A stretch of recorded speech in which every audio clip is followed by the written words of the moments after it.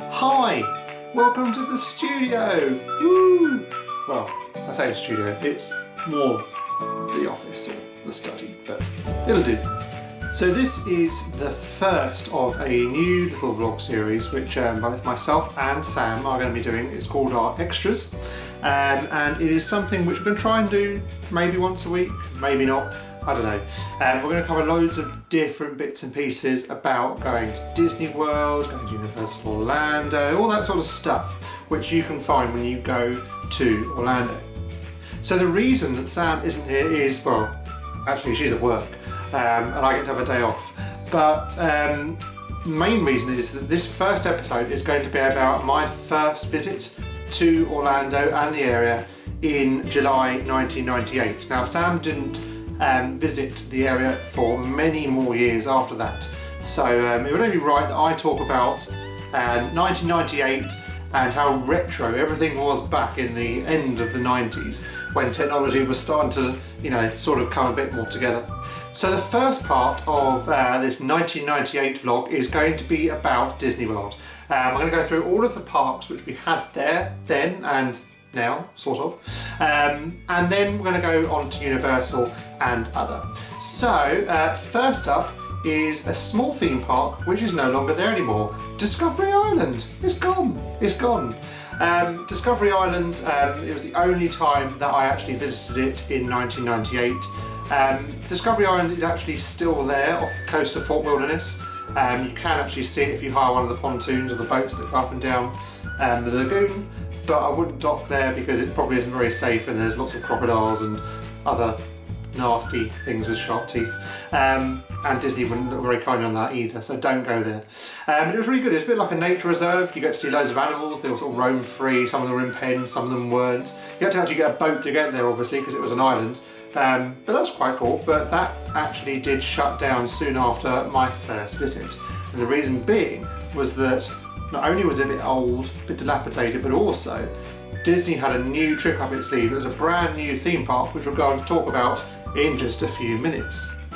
Just over the road from Discovery Island, again near Fort Wilderness, and the remnants of it are still there, don't go sneaking into it, you have been warned, is the River Country Water Park. It's like an open lagoon sort of water park, lots of lovely dirty water and things. There was nets and stuff to stop the fishes and the alligators coming in, I'm sure, but I only had to visit it once. I was only there for a few hours because we went to Discovery Island in the morning and then we went to River Country in the afternoon. And what happens in the afternoon in the middle of July? It rains. So we were only really there for about 2 or 3 hours before the lifeguard blew the whistle, everybody out of the water, and we all had to take shelter for about 2 or 3 hours before running back to our car in a typhoon of rain, wind and about 10-foot high mud pits. That wasn't very good at all. But anyway, River Country was really, really fun. I liked it. There was lots of those drop-off slides where you slide down and the slide just ends and you fall. That was pretty cool. And there was lots of things like swinging tyres. It was very sort of old country sort of water park. But that did also close down. Again, it is still there. Don't go looking for it. It's not good. No Disney magic left there anymore, and Disney don't want you to see it, so please don't try and break in. It's not a good idea to do. Okay, so let's get back onto some theme parks which are still there. The Magic Kingdom, of course. The Magic Kingdom was the main park, and really probably is still the main park of Disney World. Although it was a bit different back in the late 90s. It was going through like a big development phase. There were lots and lots of things being built, lots of things requiring refurbishment as well, because they were the original ride systems from the 70s and the 80s. So they were starting to get a little bit in need of some repair. One thing which was still being built was Buzz Lightyear's Space Ranger Spin. You know, where you get to go and shoot all of Zurg and his enemies. The one that I beat Sam on in the latest vlog series, which you probably haven't seen yet, but you will. Anyway, moving on to more pressing matters, there was another new refurbishment of a experience in Magic Kingdom when I visited in 1998. It was the Enchanted Tiki room, now under new management. That of course got swept out of the way many years later but it was under new management back then, and it was pretty funny. Go onto YouTube, type it all in. I'm sure you'll find some on-show videos, on POV videos of the Enchanted Tiki Room under new management.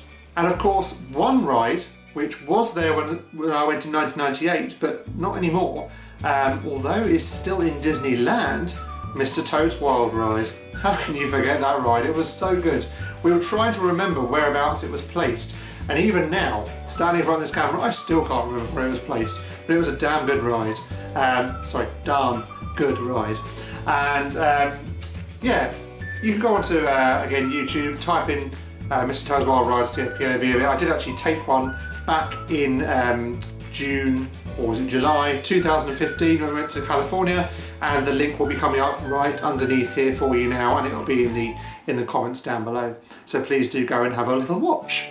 From a parade point of view, Disney was going through a big Remember the Magic phase, and it still does. In fact, the music from this parade I'm about to talk about was actually covering another parade which wasn't anything to do with this, but was at MGM Studios back in the day, but was now in Disneyland Paris, but now has been gotten rid of. Everything will become clearer later. Anyway, it was called the Remember the Magic Parade, surprise, surprise, and it featured that lovely, I say lovely, glass mirrored float with Beauty and the Beast standing on top of there and everything else. I say Beauty and the Beast, sounds going to kill me for that. Belle and Beast, or Belle and Madam, maybe. Anyway, they were standing on top of there, and there was Mickey and there was Minnie and all that sort of stuff. Really, really good. That was my first ever Disney parade, and it was really cool. I remember watching it just outside of Liberty Square. Yeah, Liberty Square. It was Liberty Square. Yeah, I think it was. It might have been Adventureland. I didn't go through Adventureland. I don't know where it was. All I remember was sitting on top of my dad's shoulders, age 10, trying not to crush him because I was already a bit of a porker, and yeah, it was fun. And then the nighttime parade, which did stay around for a few years, which I did get to see a few more times, was the Spectro Magic Parade. One of my, I think, to be honest, my favourite nighttime parade ever. Sam didn't like it when she went to go and see it later on, but I'll let her talk about that for you. She prefers the Main Street Electrical Parade. Spectro Magic, definitely my favourite. Loved it. Loved the soundtrack. I could listen to it round and round and round and round and round. So, moving on to Epcot then. Epcot was, and still is, one of my favourite parks. I think it probably is my favourite park. And in fact, I'm wearing the t-shirt. Anyway, it was back in the day when Judi Dench didn't narrate Spaceship Earth. Oh, no, no, no. It was Jeremy Irons. I remember from such films such as The Lion King and Die Hard 2? 3? Die Hard 3. Go with Die Hard 3. Yes. Anyway, he was the narrator then, not Judi Dench, so they were the days. Which makes me try to think if I could even remember him narrating it. I think I can, because I don't remember Judi Dench back then. But that could probably be why. 1998 also saw my one and only ride on Horizons. Horizons closed very shortly after my trip. I think it was the end of the year or early 1999. Gone, dusted, done and dusted, knocked down, cleared out of the way. Thanks very much. Shame, but you know what, I'll be honest, I can't even remember it. I've seen videos of it, I just have no recollection of actually going on it, other than the fact that my parents have told me that I've been on it.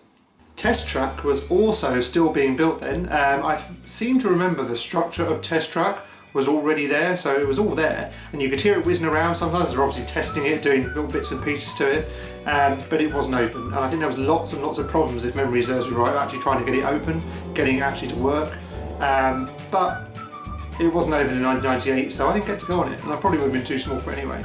And if I wasn't too small for it, I probably would have been too much of a wimp for it, because I was a big ride wimp then. Yeah, big ride wimp. I had to ask how high Peter Pan went. I did. It was bad. And then, of course, there was the nighttime spectacular of Illuminations. Not Reflections of Earth, however. It was Illuminations 25. Bit of a completely different fireworks display. It was still to like classical music, but it didn't really change very much. It was again, remember the magic, lots of that sort of phraseology being battered around in Epcot. But I seem to remember being good, but it, again, reminded me as to why I had no real recollection of Reflections of Earth back then, because, well, it wasn't being done at all. Okay, so moving swiftly down the river to MGM Studios. That's right, folks, I called it MGM Studios because that's what it used to be called. Now known as Disney's Hollywood Studios, or soon to be changing again to something completely different. MGM Studios was the park of the day. It was a live studios, they filmed stuff there, they made movies there, they did animations there, they did all that sort of stuff, which of course they don't do now. But ride-wise, it was quite limited. They did have Star Tours, if memory serves me right. Tower of Terror was there because I was dragged on, kicking and screaming by my family friends. That was always fun. But Rock and Roller Coaster was still being built. They were advertising it opening next year, so I didn't get to go on that.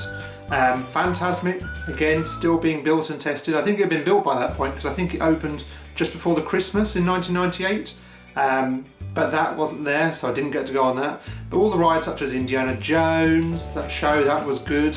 They had a Who Wants to Be a Millionaire experience. I think that was over where Toy Story Mania is now. But I remember going in there because my family friend got picked to go and sit in the seat. I think only one walked away with about $1,000 because he got all the questions wrong. And the parade, yes, there was a parade in MGM Studios. It was called the Mulan Parade. The Mulan Parade? The Mulan Parade? The Mulan Parade. I can remember it, and I can remember being distinctly bored by it because I hadn't seen Mulan. And I still hadn't seen Mulan all the way up until around about 18 months ago. I know, I'm bad, but that's what it was. The Mulan Parade, that's what it was. I remember the Mulan Parade very well. I remember being very bored. And then of course we got to visit our first visit to the brand new theme park, probably one of the main reasons that Discovery Island was cut. It is Animal Kingdom. Animal Kingdom opened about 6 weeks or so before we headed out to Florida. In 1998, it was brand new. There was no Kali River Rapids, well, there's no Asia to start with. There was no Expedition Everest, that wasn't there either. I think they were thinking about building Kali River Rapids, but Everest wasn't even on the scene by that point. Dinosaur was called Countdown to Extinction. I remember going on that several times and being scared out my pants by the big dinosaur at the end. Yeah, that scared the living daylights out of me. But it was a good ride, and I still, to this day, call it Countdown to Extinction. Sam gets really angry because it's dinosaur, you can't call it Countdown. It's Countdown to Extinction. Just like MGM Studios will always be MGM Studios. It's Countdown to Extinction. And needless to say, there was no Rivers of Light. Elsewhere on Disney property, Disney Quest had just opened back in 1998. I didn't get to go in because my dad refused to pay extra money on top of all the money he'd paid for the entry tickets to the theme parks and the water parks to go and play video games, which was really, really sad because I only went to go in it last time. No, it wasn't last, it was 2013 I went to in it for the first time. And now they're going to be bulldozing it. That's sad. So that's about it for the Disney part of this video. Moving on down the road, or up the I-4, to Universal Orlando Resort. Universal Orlando Resort. Back in those days, there was no Islands of Adventure. It was Universal Studios Orlando. Or Universal Studios Florida, I think it was called. USF, yeah. There was no Islands of Adventure. I do remember there being like a small little shack or a hut, and I think, don't quote me on this, but I think it was over near the Mummy or Louis, that sort of area. You could go in, you could put your email down, they could send you in important updates about the new park. There was artwork on the walls, and there was pictures, and there was videos rolling, all that sort of stuff about what the park was going to be like. Because that didn't open, I believe, until 1999. It might have been 2000. Either way, it wasn't open. Of course, the biggest new ride in the park was Twister. Ride It Out. Which is now no longer there. That's now going to be Jimmy Fallon. Out we go, out through the door. I liked it, Sam loved it. Bill Paxton and Helen Hunt didn't like each other. But it was what it was. It was good for 1998. Lots of rebranding has happened in Universal Orlando since 1998, because when I first went in 1998, it was Back to the Future. There was none of this Simpsons malark. Oh, no. It was Back to the Future. It was Marty, it was Doc, it was Biff and the flying DeLorean. That's what it was all about, and I still loved that version of the ride. Much jerkier, I think, than the Simpsons. I don't know if they've tweaked the ride system since then. I'm sure they probably have, but it was pretty jerky back then. And until recently, or if not soon to be quite recently, they did still have Back to the Future ride in Japan, in Universal Studios Osaka, which myself and Sam did get to ride 2 years ago. But I believe they're knocking that down as well. Universal, what are you doing to us? Also on the rebranding side, Fear Factor wasn't in the park back in 1998. It was a Wild West show. I have absolutely no recollection of this at all, but it was there. What a disaster. That disaster is now gone. Because it wasn't there either back then. It was called Earthquake, the big one. I think it was called the big one. Anyway, it was all based on the 70s or 80s film, don't quote me on the year, Earthquake. It was pretty much the same thing. You got to see how special effects were done, and you got to go and watch a little clip of a movie, and then you went on the ride. But there was none of this, look left, look right, no, you just experienced the ride. It was just an experience. I preferred that one really to Disaster, although Christopher Walken was quite funny. And what was next? How could you forget? Jaws! Jaws was there! How could you forget Jaws? Jaws, again, still in Universal Osaka, of course in complete Japanese, no English translation whatsoever, but that was there where Harry Potter is now. So those of you who are brand new to Universal and didn't know any of its history whatsoever, that's where used to be where Harry Potter is now. It was a Jaws ride, really good. Check YouTube somewhere up there and type in Jaws POV. Really good ride. Great for the 90s, really good technology. Loved the bit at the end when the shark comes out at you and tries to kill you and bites all the electrical cables. It smelled good. I say it smelled good. It was all of the pyrotechnics and fire and stuff like that. That always smells good. And of course, Minions hadn't even been drawn by that point. It's actually brilliant. They're good. No, it was the Hanna-Barbera studio, I believe it was.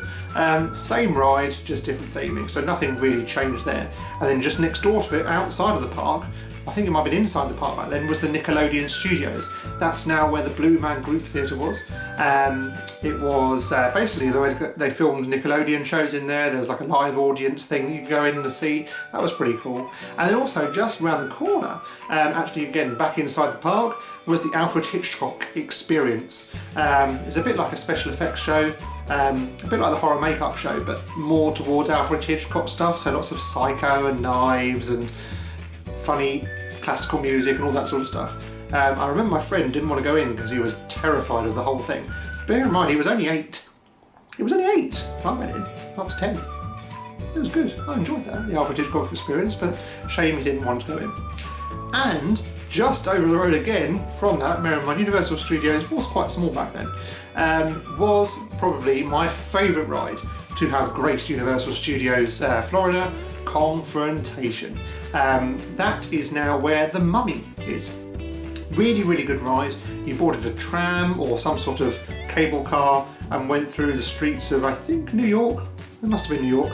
And Kong attacked you, and there was like a big, it looked about 120 feet tall, this massive great big gorilla that grabbed hold of the car and was shaking it around and everything else. I'm sure it wasn't that tall, but it was a big animatronic. So I'll be excited to see what the new Kong ride in Islands of Adventure looks like. So, that's about it. I can't really remember much else, to be honest. We didn't go to Busch Gardens back then at all. SeaWorld we did go to, but obviously there was no Kraken, there was no Mako, there was no Manta, none of that. None of this Antarctica malark. Oh no. Journey to Atlantis was there, but that's pretty much it. And everything else has really remained the same.